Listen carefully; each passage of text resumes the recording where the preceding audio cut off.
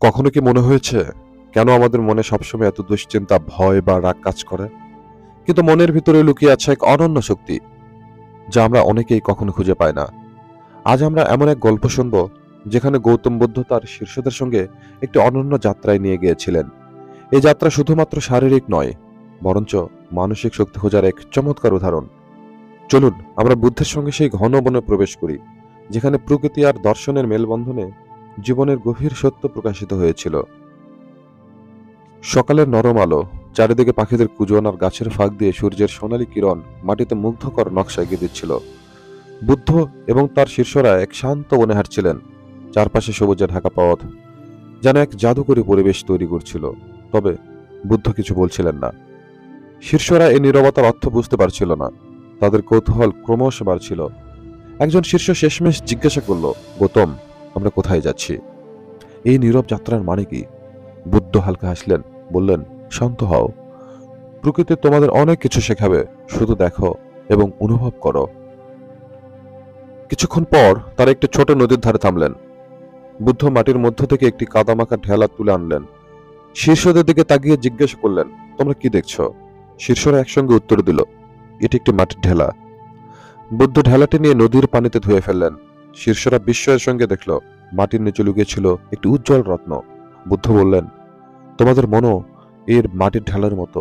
বাইরের ময়লা, ভয়, রাগ আর দুঃখ তোমার ভিতরের আলোকে ঢেকে দেয়। যদি এই ময়লাগুলো পরিষ্কার করতে পারো, তাহলে তোমার মনের আসল শক্তি প্রকাশিত হবে। এই রত্নের আলো যেমন জ্বলজ্বল করে, তেমনই তোমাদের মনও আলো ছড়াবে। বুদ্ধ আরো বললেন, তোমাদের কাজ হলো নিজের মন থেকে এই ময়লা ছড়ানো। ভয়কে সাহসে পরিণত করো, রাগকে ক্ষমায় বদলে দাও, আর দুঃখকে জ্ঞানের আলোতে রূপান্তরিত করো। প্রতিদিন নিজের চিন্তাগুলিকে গভীরভাবে পর্যবেক্ষণ করো।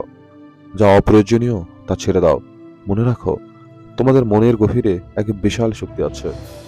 সেই শক্তি উদ্ঘাটন করতে পারলে তোমরা জীবনের যে কোনো চ্যালেঞ্জকে জয় করতে পারবে।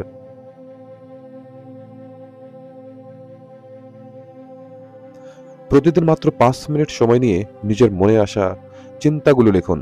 ভালো বা খারাপ বলে বিচার না করে শুধু লিখুন। যে চিন্তাগুলো আপনার মানসিক ভার বাড়াচ্ছে, সেগুলো চিহ্নিত করুন। নিজেকে প্রশ্ন করুন, এগুলো কি আমার জন্য প্রয়োজনীয়? অপ্রয়োজনীয় চিন্তাগুলো ধীরে ধীরে ছেড়ে দিন। আপনার যেসব কাজ আনন্দ দেয়, সেগুলো আরো বেশি করুন। এটি হতে পারে প্রকৃতিতে হাঁটা, ধ্যান করা বা সৃজনশীল কিছু শেখা। প্রিয় শ্রোতা, এই গল্প আমাদের স্মরণ করিয়ে দেয় যে প্রত্যেকের মনের ভিতরে একটি উজ্জ্বল রত্ন লুকিয়ে আছে। আমাদের দায়িত্ব সে রত্নের আলোকে বের করে আনা। আজ থেকে নিজের মনের দিকে মনোযোগ দিন। নিজের চিন্তা, আবেগ আর অভ্যাসগুলোকে পর্যবেক্ষণ করুন। ভয় আর রাগ, দুঃখকে বিদায় জানিয়ে আপনার মনের শক্তি উদ্ভাসিত করুন। আগামী 7 দিনের জন্য প্রতিদিন মাত্র 5 মিনিট নিজের চিন্তা লিখুন। 1 সপ্তাহ পরেই নিজেই অনুভব করুন আপনার মন কতটা হালকা আর শক্তিশালী হয়েছে।